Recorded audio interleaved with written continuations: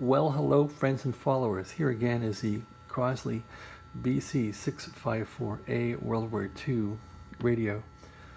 So I've been working on the PE-104a.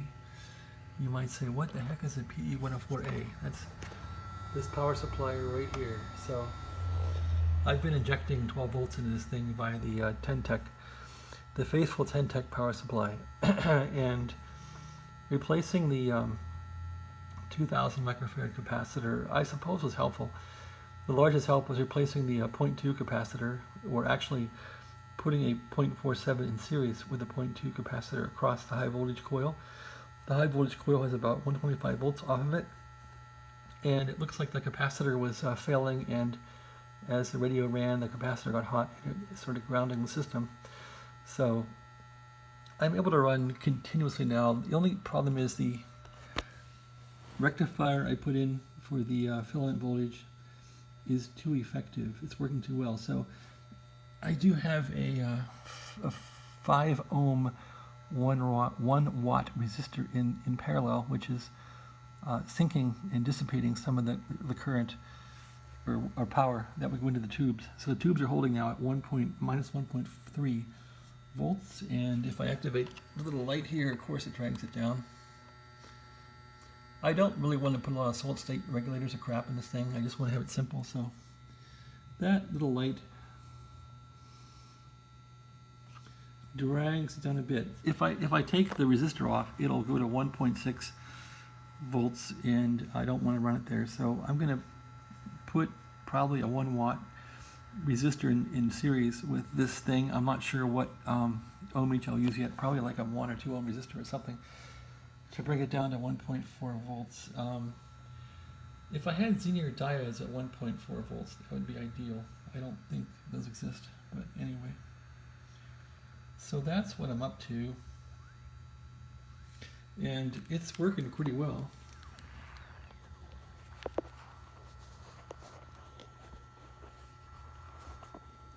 There's WWV coming in.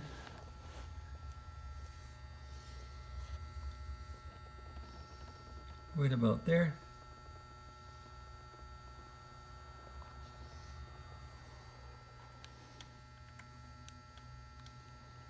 Not real strong. Go to CW mode here.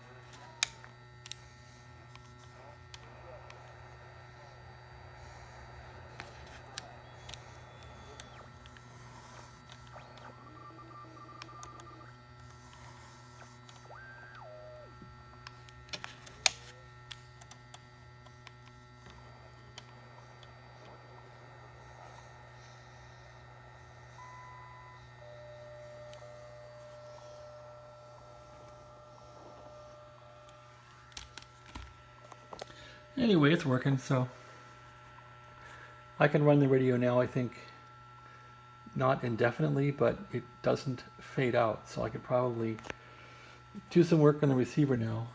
It probably needs capacitors replaced. The power supply has a bunch of capacitors in there. How's the? I think there's hash in this thing too. Let's see. No, it's pretty good.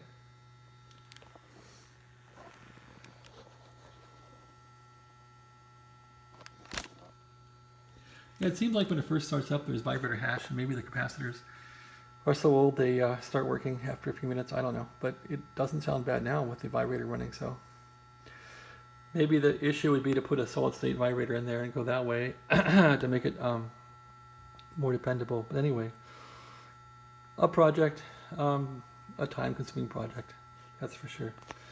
Small steps to see if I can make it work. So it looks like this is working. I just got to figure out now a good series resistor for the filament voltage to get it 1.4, and that's going to be some experimentation with a bunch of resistors. Okay, that's the story for now. Thanks for watching. Have a great day.